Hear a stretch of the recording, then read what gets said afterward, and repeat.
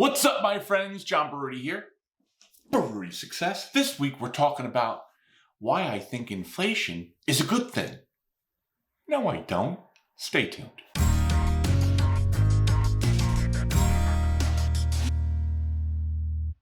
Okay, so, John, you think inflation is a good thing? No, I don't think inflation's a good thing.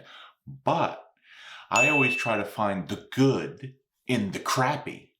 And the crappy is inflation, and the good is interest rates. Yes, interest rates for savings are coming up. No, Sally, not at your local B of A or your local TD Ameritrade or your local blah, blah, blah bank. No, they're not paying you any interest. What is paying interest is online savings accounts that I've talked about for a bazillion years. I have moved most of my cash, mine and my family's cash, to Bask Bank, BASK.com bank. Why? Well, because of inflation, they're now giving us 1.25%. Is that a bazillion dollars? No, it's not. Is that more than your local bank is giving you? Yes, it is. And when you have a few dollars in those banks, it adds up. You know, the 1.25. It's better than getting zero. So, and then also, if I haven't told you, the government is giving I-bonds, which have been around forever, but the I-bond rate is now 9.62.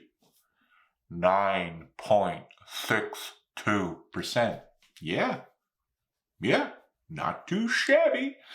Government-backed, guaranteed, U.S. government. All you got to do is go on Treasurydirect.gov and buy yourself some of those bonds. Down part is that they only allow you to do $10,000 per Social Security card. Social Security number. You can get an additional $5,000 in paper bonds, but you got to do it for your tax-free. It's a whole thing. So most people are just going to do the $10,000 up to $10,000 per Social Security number. So if you have a family of 4, you can buy $40,000 worth of the government series I bonds. And you can, let's see, you have to keep it for a year, but if you cash it out before 5 years, the only penalty is you lose the last 3 months of interest, right? That's not a bad penalty. So it's not like they're charging you a bazillion dollars to cash out your I-bond after a year. You can cash it out. You just don't receive the last 3 months of whatever interest is due to you. You don't get it. The government keeps it, all right? But this is a great investment vehicle. This is a safe investment vehicle. I know a lot of you right now are very worried about the stock market, very worried about real estate and all that. So it's a place to park, $10,000 to $40,000, and for the next few years. And I think it's a terrific way to do that. And listen, if you're saving for your kids, or if you're a kid saving for your college, this is a great vehicle for it, because if you buy the I-bond and you spend the I-bond on education or something that's qualified for education, so anything with a certificate. So if you're going for, I don't know, let's say you're going for a technical school, or you're going for like a medical school for a phlebotomist, or to be a radio technician, as far as like an X-ray technician or something. All of that is, you don't get taxed. So you don't get taxed on your income from this bond. If you just cash the bond after several years, yeah, you do get taxed on it. But if you're doing it, if you're spending the money on education, either for yourself or for your child, then you do not pay taxes on it, which is a great feature, right? So I basically wanted to come on here and say, listen, inflation sucks. It ain't transitory there, guys. Not transitory. Going to be with us for a while. And this is one of the, the golden linings of silver linings of it being inflation. Listen, it sucks. Our food is through the roof. If you're in business, you're paying your labor force a ton more money. Everything is up, but you get a couple more shackles for your savings. I know it's not It's not great, but it's, it's something. 9.62% for a government-backed bond, guaranteed bond is pretty decent.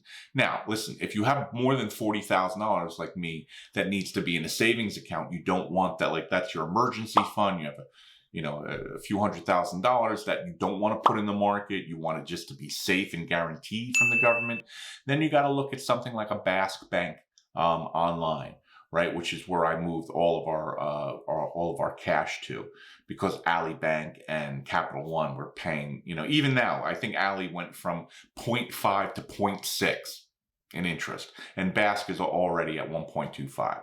So I like Bask. I've been using Bask. I had a call there, call center. The call center is pretty good.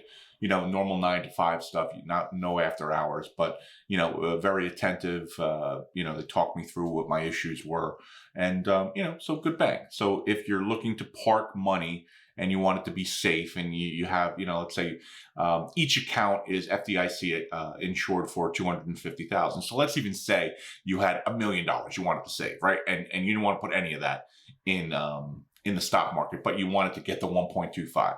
Well, you just create 4 different accounts. That's all.